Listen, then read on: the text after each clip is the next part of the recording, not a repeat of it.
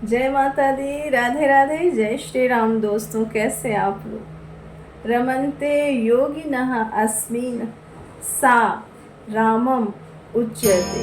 अर्थात जहाँ योगी जन जप करते हैं, जप में जिसे जपते हैं, जहाँ ध्यान करते हैं, उस ध्यान में वो जिसका स्मरण करते हैं, वो शून्य, वो ब्रह्म स्वयं राम।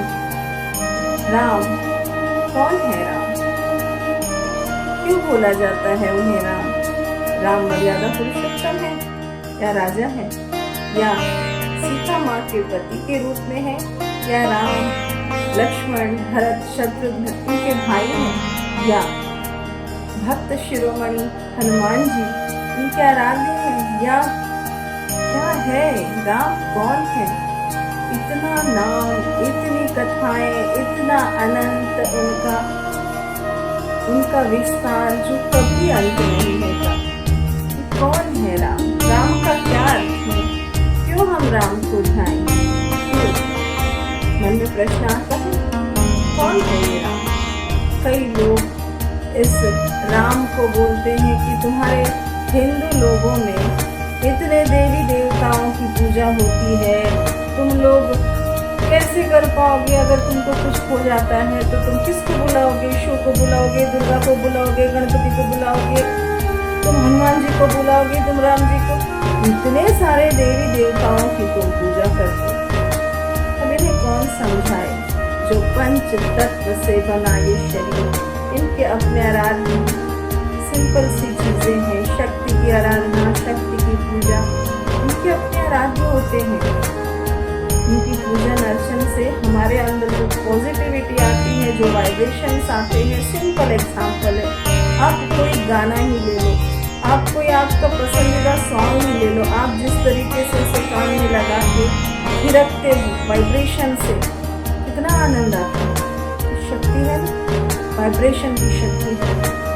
इस शक्ति का उपयोग करिए। वही शक्ति अगर गाने में आपको मिल रही है तो सोचिए, जिस मंत्र का आप जाप करेंगे वो शक्ति से आपके अंदर कितनी सारी एनर्जी, विस्फोटक एनर्जी जो आपको पॉजिटिविटी देगी, वो डेवलप होगी, उसकी फ्रीक्वेंसी डेवलप होगी। सिंपल एग्जांपल्स है। इस चीज़ों को, इस परिवर्तन को आप समझने की कोशिश कीजिए। राम का अर्थ होता है रम। रम होता है रमना, निवास करना। कहाँ निवास करते हैं? संस्कृत में घम के साथ प्रत्यय रूप जो लगता है उसमें राम अर्थ तैयार होता। अब घम क्या है? रम, रमना, निवास करना। उसमें प्रत्यय लगा घम का तो राम हुआ। अब वो घम क्या है? घम होता है ब्रह्मांड का वो खाली स्थान।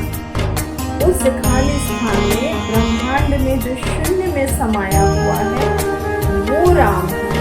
वहाँ उसका निवास है। तो कण कण में है वो, पाताल में है, आकाश में है, धरती में है। राम कहाँ नहीं है? वो उस हर खाली स्थान में है, हर उस जगह में है, हर उस क्षण में है। वो काल पुरुष है, वो मर्यादा है, वो संयम है। वो कहाँ नहीं है? वो हर जगह है। वो है हमारे राम, वो है हमारे आराध्य जो ब्रह्मांड के कण कण में निवास करते हैं। रमन्ते योगिनः अस्मिन् सा रामम उच्यते। इसका मतलब ही ये होता है कि राम वहाँ निवास करते हैं जहाँ कोई नहीं होता। शून्य की पराकाष्ठा से ही पूरी सृष्टि का निर्माण है, वही राम है। तो दोस्तों, चैत्री नवरात्रि ये राम जी को समर्पित है। देवी माँ की आराधना, नव दुर्गा की विशेषतः आराधना की जाती है, नवचंडी का जाप किया जाता है। ये सब आप ना भी करें तो जो स्त्रियां हैं, जो पुरुष है, दुर्गा सप्तशती का सिद्ध कुंज का स्तोत्र निश्चित तौर पे 9 दिन में आप पढ़िए। आपके अंदर में एक अलौकिक एनर्जी का आप अनुभव करेंगे। इस तरीके से आप रामायण का घर में आप देखिए, अखंड रामायण जब जाप करता है कोई, चाहे आप किसी भी तरीके से उसे आप सुनिए, अपने मोबाइल से आप लगा दीजिए, आप घर में इसका नित्य 9 दिन तक बजने दीजिए, इसे आप सुनिए, आपको आंतरिक तौर पे इस चीज़ का महत्व समझ में आएगा। ठीक है ना दोस्तों? तो आप सभी को हैप्पी नवरात्रि, हैप्पी चैत्री नवरात्रि, जिसे राम जी को हम समर्पित